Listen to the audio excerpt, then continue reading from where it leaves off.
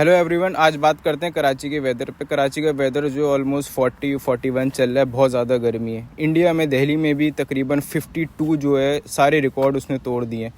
तो मेरा आप सब लोगों से सवाल है, आप में से माशाल्लाह से सब पढ़े लिखे लोग हैं जो मेरी वीडियोस देखते हैं, तो इसमें से बताइए आपने कभी अपनी ज़िंदगी में कभी कोई एक पौधा लगाया है? कभी आपने ग्लोबल वार्मिंग के बारे में, आप सब लोगों को पता है कि ग्लोबल वार्मिंग बढ़ रही है, ओजोन लेयर डैमेज हो चुकी है, तो ये दिन ब दिन इन फ्यूचर भी ये वेदर जो है हार्श से हार्श होगा और ज़्यादा गर्म होगा। तो इसके लिए आपने कभी ज़िंदगी में एक पौधा भी नहीं लगाया होगा, तो इसके लिए आपको पौधे लगाने चाहिए जो कि अगर आज आप पौधा लगाएंगे तो 2035 में जाके वो बड़ा होगा, साया देगा और वो हमारे आने वाली जनरेशन्स को जो है वो फ़ायदा पहुँचाएगा। ये मैं आपको एक चीज़ दिखाता हूँ, ये आप चेक करें, ये कितने घने दरख्त हैं और ये कितने सारे हैं। ये कल परसों तो नहीं लगे होंगे, सालों पुराने किसी ने यहाँ लगाए होंगे जो आज लोगों को साया दे रहा है। ये आप देखें, चारों तरफ दरख्त ही दरख्त है। यहाँ पे जब मैं आया था फरवरी में तो बहुत ज़्यादा गर्मी थी, मतलब बहुत ज़्यादा एक्सट्रीम पे गर्मी थी, लेकिन ये इतने सारे दरख्त होने के बावजूद भी हमें गर्मी फील हो रही थी। तो आप सोचें अगर ये सब दरख्त नहीं होते तो हमारा क्या हाल होता। तो कराची भी एक कंक्रीट जंगल बन चुका है, ना हम इसको ओन करते हैं ना गवर्नमेंट इसको ओन करती है। तो जो गर्मी है वो तो भाई हमारे लिए है ना भाई, अमीर के पास तो गाड़ी है, एसी है, हम के इलेक्ट्रिक ने तो ना हमें कोई एसी हम चला सकते हैं, ना हमारे पास फ्यूल कोई इतना सस्ता है कि हम गाड़ी में बैठ के कहीं गर्मी लग रही है तो कहीं एंजॉयस कर लें, कोई पार्टी शार्टी कर लें।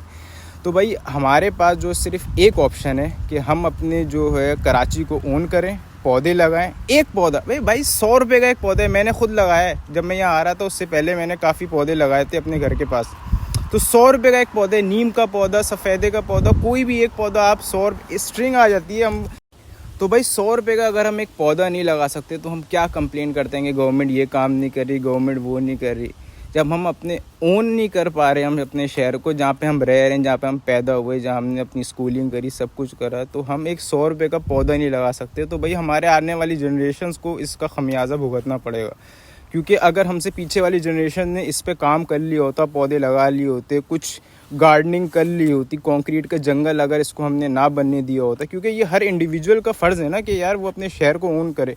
अब आप देखें यहाँ पे सड़क पे एक आपको रैपर नहीं मिलेगा, कुछ नहीं मिलेगा। सही है, क्यों?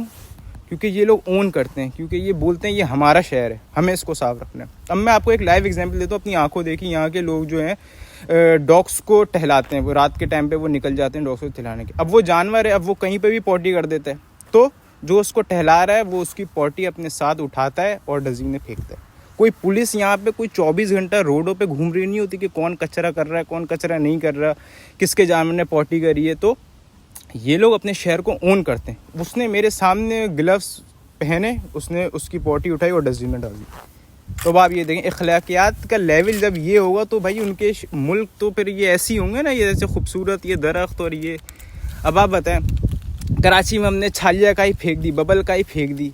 ये हर एक इंडिविजुअल का फ़र्ज़ है कि वो अपने अंदर झांके और अपने शहर को ओन करे, उसको साफ़ रखे, दरख्त लगाए, छोड़े जो दुनिया कर रही है करने दे। वो खुद आज एक दरख्त लगाएगा तो आने वाले 10 साल बाद वो दरख्त बनेगा और सैदर बनेगा। हो सकता है आपको मेरी बात समझ आएगी, हो सकता है आप लोग इसको भी मजाक में उड़ा दें। तो खुदा हाफिज़, पाकिस्तान जिंदाबाद।